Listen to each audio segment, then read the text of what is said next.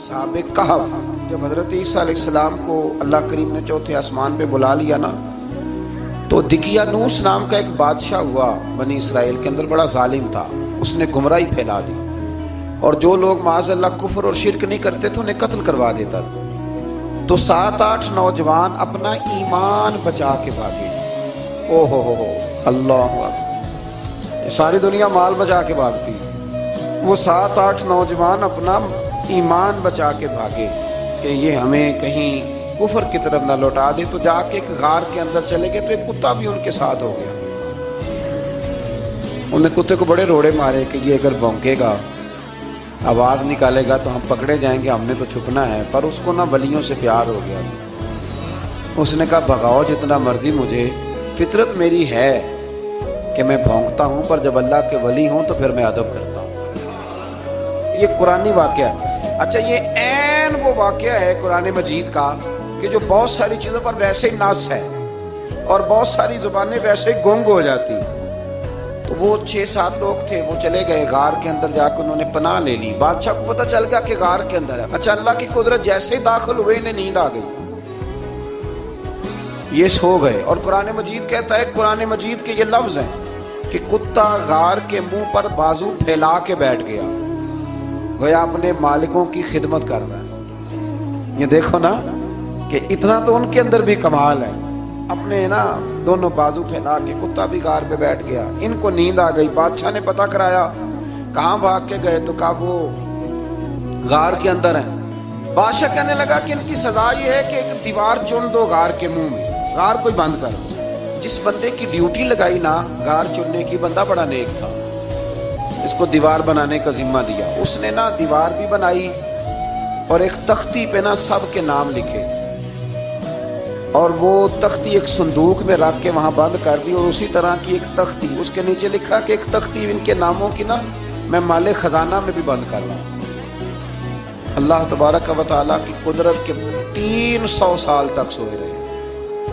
300 साल के बाद इस तरह हुआ कि हुकूमतें बदल गईं। बैदरूस नाम का एक बादशाह आ गया, वो बड़ा नेक दिल था। उसने हर तरफ हजरत ईसा अलैहिस्सलाम की शरीयत का फिर से नारा बुलंद किया। अब ना कुछ लोग ऐसे थे जो मुनकर हो गए थे कि मरने के बाद दोबारा कैसे उठेंगे। बादशाह एक दिन हुजरे में गया, जाके दुआ मांगी, या अल्लाह कोई ऐसी बात दिखा जिससे लोगों का ईमान पक्का हो जाए। इस तरह के भी बादशाह हुआ करते थे। तो रब करीम ने कहा मैंने तो पहले एक राज छुपा के रखा हुआ है, खोल देते हैं। उसने दुआ मांगी और इधर क्या मामला हुआ, एक चरवाहा बकरियां चराने वाला वहां से गुजरा। उसने सोचा ये दीवार है, अगर इसका मुंह खोल लूं ना कभी तो मेरी बकरियां यहाँ थोड़ा सा धूप के अंदर सस्ता लिया करेंगी। उस चरवाहे ने क्या किया कि उसने वो दीवार गिराई ताकि मेरी बकरियां अंदर जाया करें। वो दीवार गिराई तो उसने अंदर 6-7 लोग सोए हुए देखे और कुत्ता भी सोया हुआ देखा। अल्लाह तबारक व तआला अपनी कुदरत से, अपने फजल से उनकी करवटें भी बदलता रहा। अपनी कुदरत से एक तरफ इंसान पड़ा रहे ना तो आज़ा गल जाते, उनकी करवटें भी बदली जाती, मुनासिब रोशनी भी दी जाती। हरारत, उसने दीवार गिराई तो उनकी आंख खुल गई। एक दूसरे से कहने लगे आज तो बड़ी गहरी नींद सोए हैं यार, आज तो लंबी नींद पूरी कर ली, चलो भूख बड़ी लगी है, एक दोस्त को भेजो। ये सारा वाक़या कुरान मजीद में मौजूद है, मैं अपने लफ्जों में बयान कर रहा हूँ। जाओ एक दोस्त को भेजो बाजार से ना खाना ले आए, पैसे वही 300 साल पुरानी करेंसी। वो जब नान भाई की दुकान पे गया ना सामान लेने, उसको पैसे दिए तो नान भाई ने हाथ पकड़ लिया, कहने लगा मियाँ तू किधर से आया, ये कौन से पैसे। उसने कहा पैसे काहे के, मैं भी सोच रहा हूँ कि हालात बदले बदले हैं, सारे हजरत ईसा का कलमा पढ़ रहे हैं, माहौल और है। उसने कहा तेरे हाथ कोई खजाना लग गया।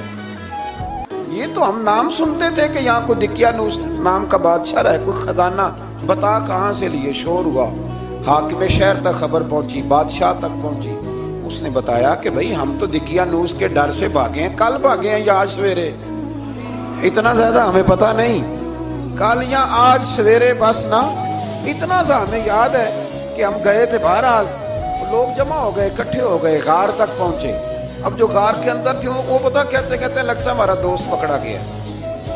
तो पकड़ा गया तो अब बंदे जमा हो, वो अंदर डर रहे थे, तस्बीह कर रहे थे, अल्लाह को याद कर रहे थे। इधर ये पहुंच गया, جب ان لوگوں نے یہ جیتا جاگتا رب کے فضل کا نمونہ دیکھا اور بادشاہ نے کہا کہ یہ کیا ہے، صندوق کھولا تو اس کے اندر وہ تختی لکھی تھی کہ یہ ان کے نام ہیں، یہ دقیانوس سے ڈر کے بھاگے ہوئے ہیں، یہاں یہ سو رہے ہیں، اور اسی کی ایک تختی میں نے فلاں جگہ بھی دفن کیا، وہ تختی بھی وہاں سے نکل آئی۔ اب سب لوگوں کی آنکھوں میں آنسو آئے اور سب کہنے لگے لا الہ الا اللہ، لا الہ الا اللہ، لا الہ الا اللہ۔ سب کہنے لگے ان اللہ علی کل شیء قدیر۔ جب ان کی بات پوری ہو گئی، لوگوں کے ایمان پختہ ہو گئے، تو اصحاب کہف کہنے لگے کہ ہمیں اب اجازت ہے، ہم پھر دوبارہ غار میں جاتے ہیں۔ وہ غار میں گئے تو رب نے پھر انہیں موت عطا فرمائی، نیند عطا فرمائی، تحفہ دیا۔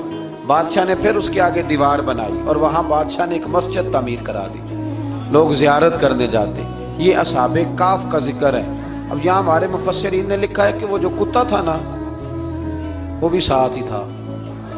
اللہ قیامت والے دن اسے انسانی، یا تو انسانی شکل ملے گی، یا جیسے رب کا فضل ہوگا رب کریم اسے بھی جنت عطا فرمائے۔